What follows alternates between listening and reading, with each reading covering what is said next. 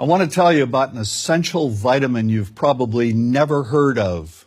If you're a parent or plan to be one, it might be more important to your child's growth than all other vitamins combined, and only you, a parent, can provide it.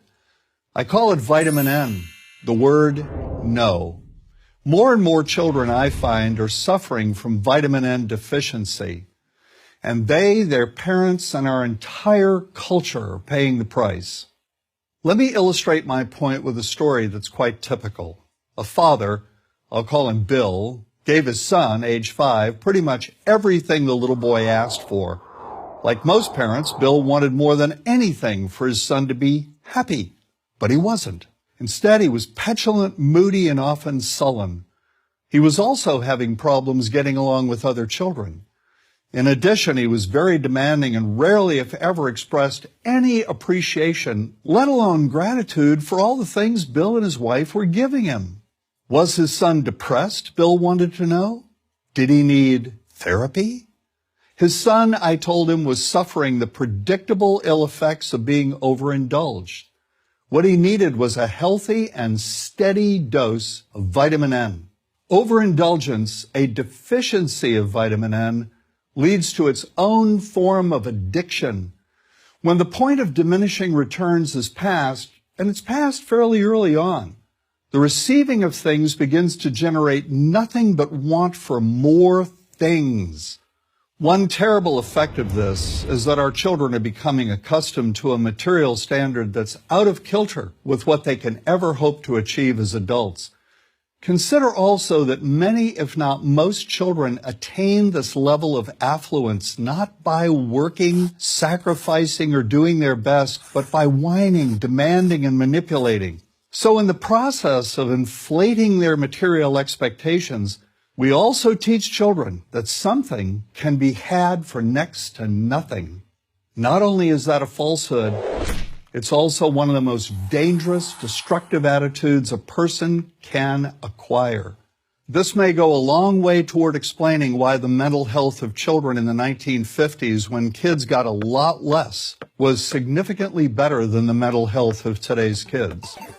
Since the 50s, and especially in the last few decades, as indulgence has become the parenting norm, the rates of child and teen depression have skyrocketed. Children who grow up believing in the something-for-nothing fairy tale are likely to become emotionally stunted, self-centered adults. Then, when they themselves become parents, they're likely to overdose their children with material things. The piles of toys, plushies, and gadgets one finds scattered around most households. In that way, overindulgence, a deficiency of vitamin N, becomes an inherited disease. An addiction passed from one generation to the next. This also explains why children who get too much of what they want rarely take proper care of anything they have.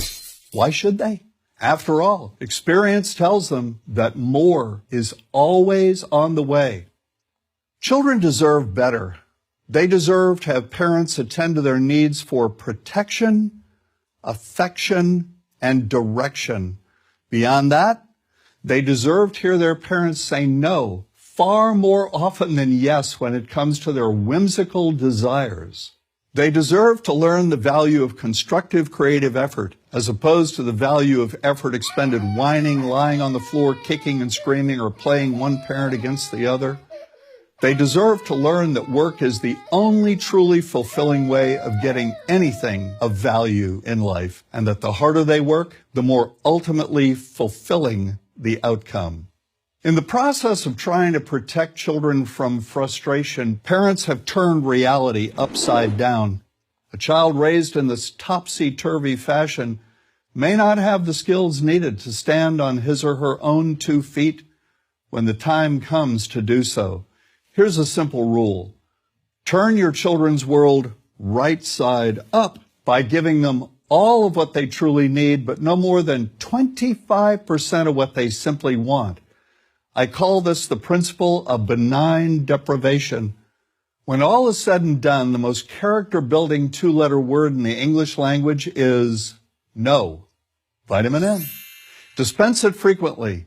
You'll be happier in the long run, and so will your child.